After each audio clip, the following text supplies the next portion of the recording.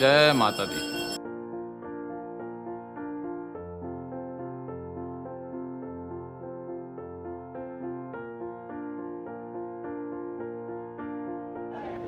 जय माता दी।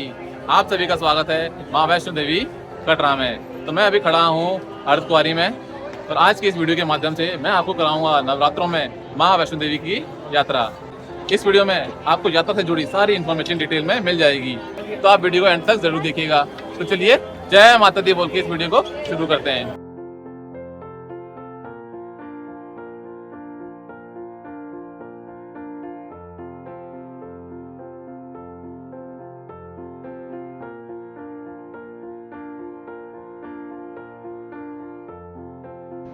जय माता दी।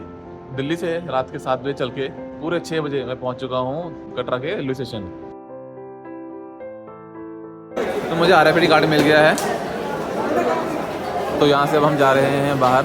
तो ये है ऑटो का प्रीपेड काउंटर, जहाँ से आप बाणगंगा और कटरा बस स्टैंड के लिए ऑटो ले सकते हैं। कटरा बस स्टैंड के हैं 160 रुपये और बाणगंगा के हैं 210 रुपये। तो जम्मू आते ही आपका कोई भी प्रीपेड सिम कार्ड नहीं चलेगा, तो आप यहाँ पे आके यात्री सिम कार्ड भी ले सकते हैं।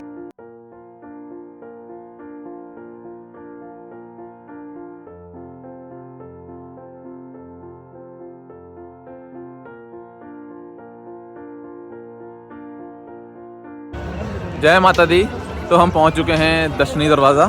तो आप सामने देख सकते हैं, यही है फ्रिस्किंग पॉइंट, जहाँ से हमारी सिक्योरिटी चेकिंग होगी और उसके बाद हमारी यहीं से हमारी यात्रा भी शुरू होगी। तो बोलिए जय माता दी। इस पॉइंट को दर्शनी दरवाज़ा इसलिए कहते हैं क्योंकि इस जगह से आप देखिए पूरे ही त्रिकुटा पर्वत का कितना शानदार व्यू देखने को मिलता है। तो चलिए जय माता दी बोल के अपनी इस यात्रा को शुरू करते हैं। और यहाँ पे देखिए आप, अभी भीड़ बिल्कुल भी नहीं है। आज है नवरात्रों का तीसरा दिन। तो चलिए चलते हैं यहाँ से आगे, अपनी सिक्योरिटी चेकिंग कराते हैं और अपनी इस यात्रा को शुरू करते हैं। जय माता दी। तो 5 मिनट में हम अपना सिक्योरिटी चेक पोस्ट क्रॉस करके आगे निकल चुके हैं। अब हम यहाँ से अपनी यात्रा को शुरू कर रहे हैं। तो एक बार आप भी बोलिए मेरे साथ, जयकारा शेरा वालिदा बोल साचे दरबार की जय।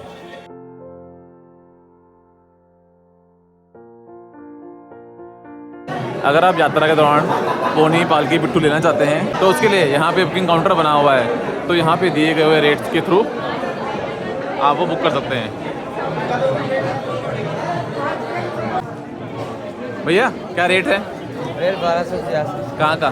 मंदिर का। और अर्धकुंवारी का? 650। कितने? 650। 650। जय माता दी।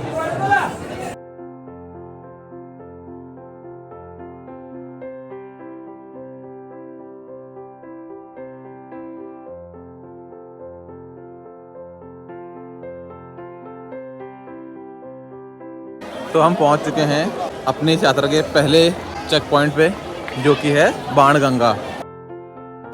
कहते हैं इसी जगह पे माँ वैष्णवी ने अपने बाणों से हनुमान जी की प्यास बुझाने के लिए गंगा को निकाला था।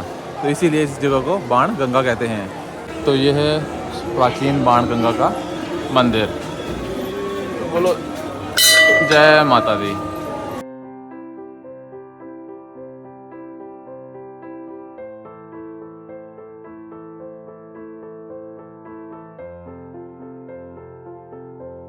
तो ये देखिए, ये है यहाँ की पहली सीढ़ियाँ जो सीधा आपको बाणगंगा के इस जगह से लेके जाएंगी चरण पादुका। तो इन सीढ़ियों की जो संख्या है वो है 425। तो अगर आप बूढ़े हैं या आपको कुछ हृदय का रोग है तो आप प्लीज़ सीढ़ियों का यूज़ ना करें।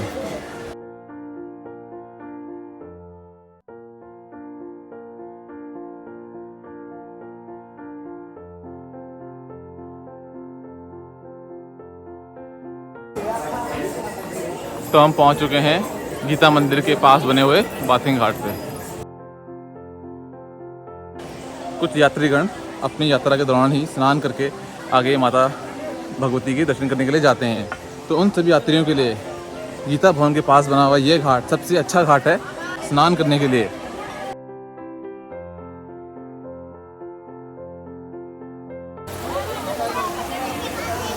तो ये देखिए, ये है गीता भवन के पास बना हुआ बाथिंग घाट। और यहाँ पानी भी देखिए कितना साफ़ है। और सबसे अच्छी बात है इस घाट की कि इस घाट के बिल्कुल ही सामने पीछे की तरफ आपको पीछे चेंजिंग रूम की फैसिलिटी भी मिलती है, ताकि आप यहाँ पे आके नहाने के बाद, स्नान करने के बाद आप कपड़े चेंज कर सकें। तो चलिए यहाँ से अब आगे चलते हैं और अपनी इस यात्रा को जारी रखते हैं।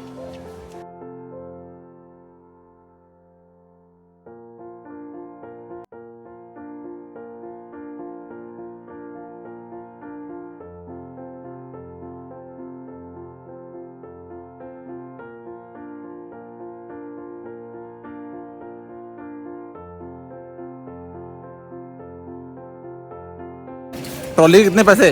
540 कहाँ तक के? मंदिर और अर्धकुंवारी के? आपका 340। 340। जय माता दी। जय माता दी।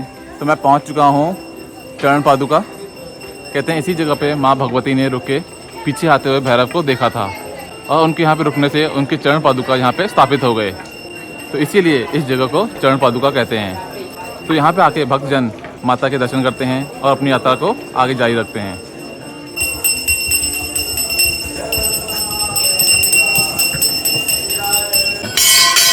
जय माता दी।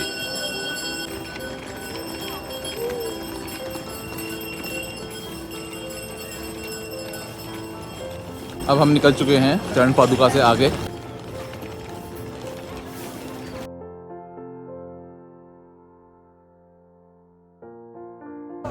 तो इन सीढ़ियों की संख्या है 526। तो चलिए चल के देखते हैं कि सीढ़ियों का अनुभव कैसा रहता है।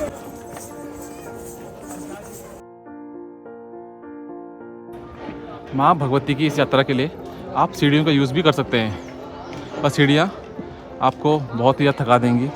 तो अगर आप फिज़िकल फिट हैं तभी आप सीढ़ियों का यूज़ करें। यात्रा के मार्ग पे श्राइन बोर्ड द्वारा भोजनालय बनाए गए हैं। आप यहाँ पे रुक के कुछ खा पी सकते हैं। अगर आपको चाय पानी पीना है तो आप वो भी यहाँ पे रुक के पी सकते हैं। थोड़ा अपने आप को रिफ़्रेश करके फिर अपनी यात्रा को आगे जारी रख सकते हैं।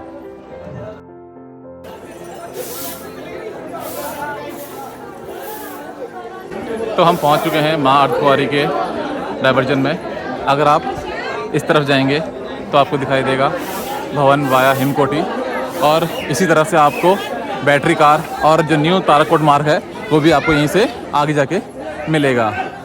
तो अगर आपने बैटरी कार की टिकट ले रखी है तो आपको इस तरफ से ही मिलेगी। अगर आप यात्रा के दौरान पहले अर्धकुंवारी जाना चाहते हैं या पुराने रास्ते से माता के भवन जाना चाहते हैं तो आपको इस तरफ से जाना पड़ेगा। तो चलिए पहले माँ अर्धकुंवारी के पहले दर्शन करते हैं। जय माता दी। तो यहाँ से होते हैं माँ अर्धकुंवारी के पहले दर्शन। तो आप देखिए माता रानी की कृपा से कितना अच्छा मौसम है। बिल्कुल ही धूप निकल गई है, मौसम बिल्कुल ही क्लियर है।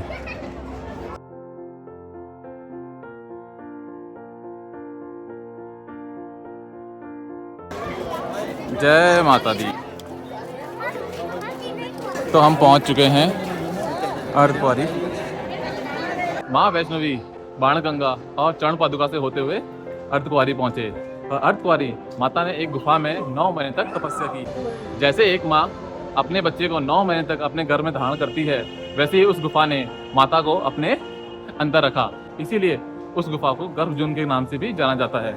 माता की तपस्या के दौरान धर्मनाथ उनको ढूंढता हुआ अर्धकुंवारी आ गया और फिर अर्धकुंवारी में माता ने त्रिशूल से गुफा का एक एग्जिट द्वार निकाला और माता भवन की तरफ चल पड़े। तो चलिए यहाँ से हम चलते हैं अब आगे माता की भवन की तरफ। जय माता दी। माता रानी के दर्शन करने के बाद अब हम जा रहे हैं न्यू ताराकोट मार्ग से माता रानी के भवन की तरफ। जयकारा शेरावाली दा, बोल साचे दरबार की जय। क्या आपको पता है कि माँ वैष्णवी का जन्म त्रेता युग में हुआ था और वो प्रभु श्री राम को रामेश्वरम में मिली थी। रामेश्वरम में प्रभु राम से उन्होंने उनके साथ विवाह करने का अपना इच्छा जाहिर की, पर प्रभु श्री राम उस टाइम माता सीता से पहले ही विवाहित थे। तो उन्होंने माता वैष्णवी को कहा कि आप जाके त्रिकुटा पर्वत पे मेरा इंतजार कीजिए, मैं कलयुग में कल्कि का अवतार लेके आपसे विवाह करूंगा। तब से माँ त्रिकुटा पर्वत पे विराजमान है।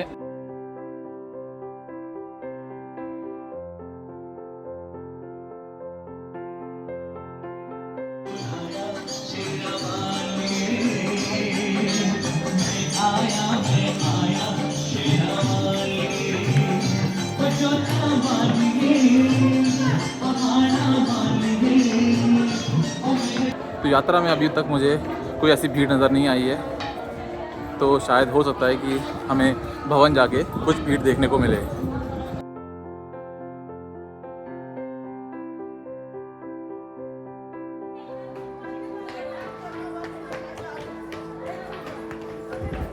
तो हम पहुंच चुके हैं साकेत। साकेत से माता का भवन सिर्फ 1 किलोमीटर दूर है। साकेत से आप माता के भवन का पहला दर्शन कर सकते हैं। तो सामने देखिए वो है माता का भवन। तो एक बार आप भी बोलिए जय माता दी।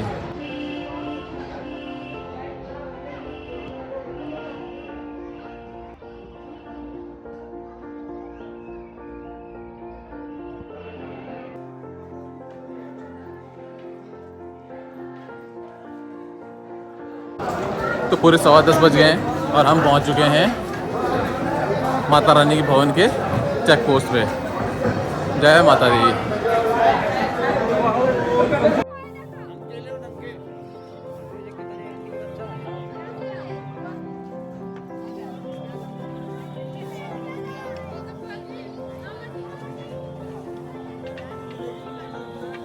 तो ये देखिए माता के भवन को कितना अच्छी तरह सजाया गया है। ओम ऐं ह्रीं क्लीं चामुंडाय विच्चे।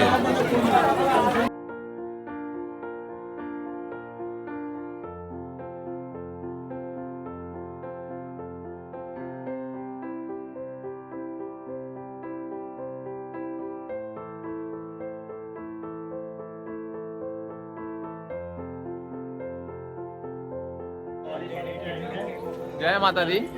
तो नहा के मैं अब तैयार हूँ माता के दर्शन करने के लिए। तो अभी सबसे पहले जाऊँगा मैं अपना सामान जमा करने के लिए लॉकर रूम में, और उसके बाद फिर लगूंगा लाइन में। तो चलिए चलते हैं यहाँ से आगे।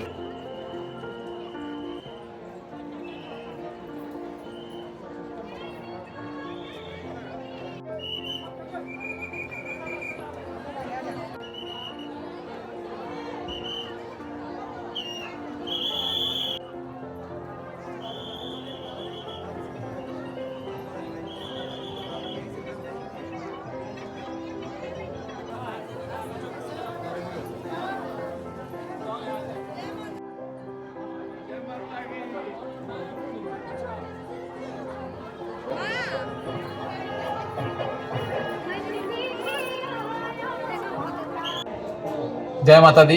तो अब मैं सामान जमा करने जा रहा हूँ इस लॉकर रूम में, और सामान जमा करने के बाद आपसे दोबारा मिलूंगा मैं यहाँ पे। तब तक जय माता दी। जय माता दी। तो दर्शन करके मैं वापस बाहर आ चुका हूँ। दर्शन करने में मुझे 2.25 घंटे लगे। अंदर मंदिर में दर्शन करने के लिए बहुत ज़्यादा भीड़ थी, बट जो दर्शन थे मेरे बहुत ही अच्छे हुए, बहुत ही खुले भी हुए थे। तो चलिए अब मैं आपको यहाँ से पूरा एंड तक दिखाता हूँ कि माता का जो भवन है सो किस तरीके से सजाया गया है। तो ये देखिए, ये है यहाँ का एंट्री गेट।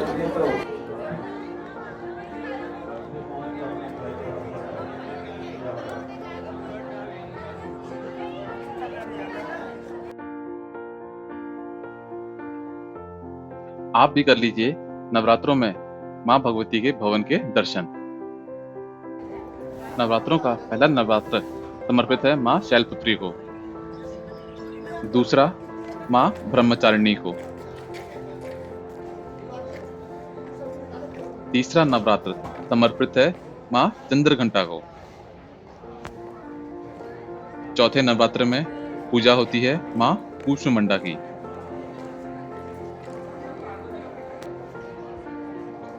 पांचवें नवरात्रों में पूजा की जाती है माँ स्कंद माता की।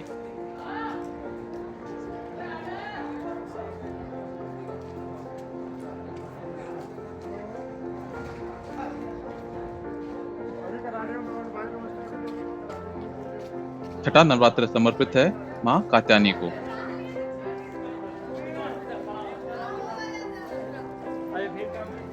सातवें नवरात्र में पूजा की जाती है माँ कालरात्रि की।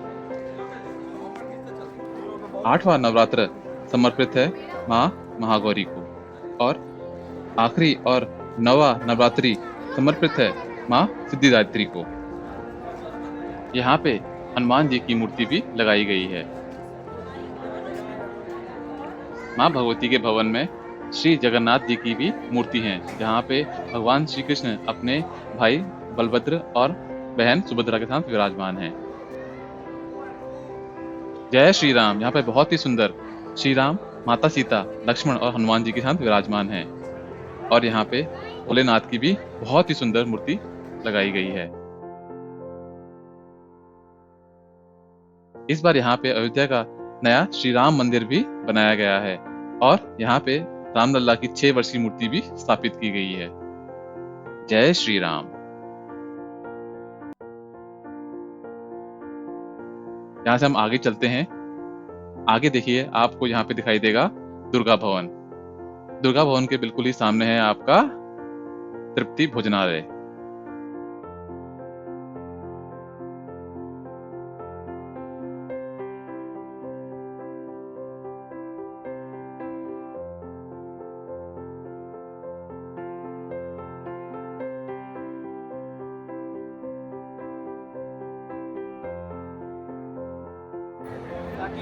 तो ये देखिए, यहाँ पे मूर्ति को कवर किया जा रहा है क्योंकि यहाँ पे जो मौसम है वो बहुत ही ज़्यादा ख़राब हो रहा है। और ख़राब मौसम में जो ये सारी मूर्तियाँ हैं, स्पेशली जो ओपन में रखी गई हैं, वो सारी ख़राब हो जाती हैं। तो सामने आप देख सकते हैं, ये है स्काई वॉक, जो कि पिछले साल नवरात्रों में राष्ट्रपति द्वारा ओपन किया गया था। अब सारे श्रद्धालु इसी के ऊपर वॉक करके जाते हैं माता के भवन।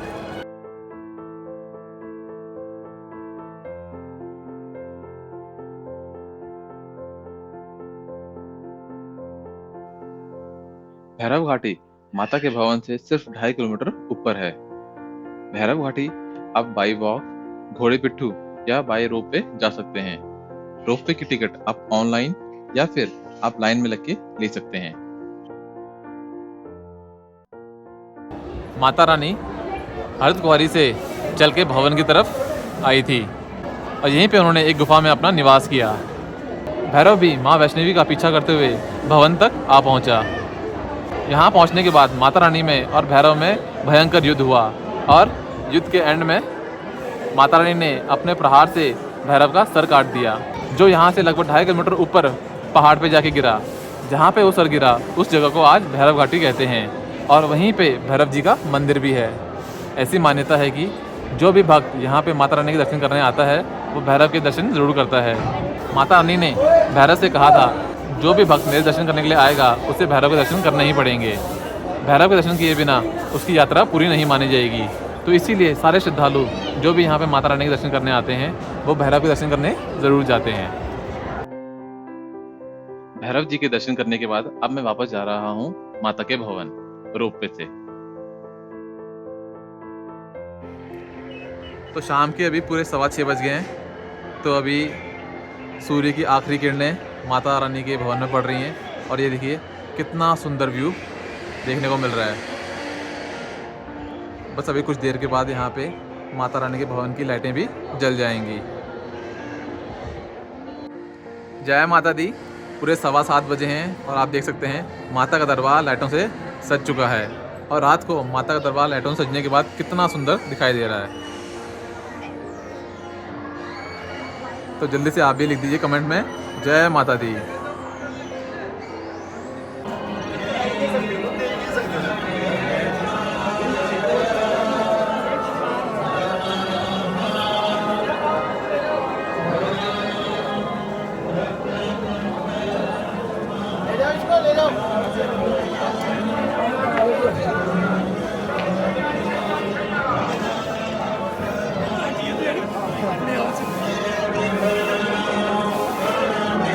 जय माता दी। तो माता के भवन से अब मैं वापस जा रहा हूँ अर्धकुंवारी होते हुए कटरा। तो पूरे 9 बज गए और मैं पहुँच चुका हूँ अर्धकुंवारी। तो ये देखिए अर्धकुंवारी को भी कितना अच्छा सजाया गया है लाइटों से रात को। जय माता दी। तो मुझे उम्मीद है कि आपको भी मेरे साथ माँ वैष्णो देवी के दर्शन करके बहुत ही आनंद आया होगा। अगर आपको ऐसे ही और इन्फॉर्मेटिव वीडियो देखनी है तो आप चैनल को सब्सक्राइब, वीडियो को लाइक और बेल आइकन को हिट करना मत भूलिएगा। तो आपसे मिलेंगे नेक्स्ट वीडियो में। जय माता दी।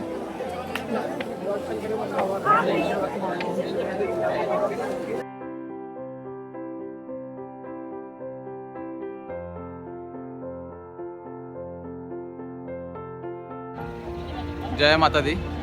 तो हम पहुंच चुके हैं अपने यात्रा के आखिरी पड़ाव पे, जो है बाणगंगा का चेक पोस्ट। यहीं से माँ भगवती की 12 किलोमीटर की यात्रा शुरू होती है और यहीं पे आके ख़त्म होती है। तो मुझे उम्मीद है कि आपको भी माँ भगवती की यात्रा करके बहुत ही अच्छा लगा होगा। कमेंट में आप भी लिख दीजिए जय माता दी।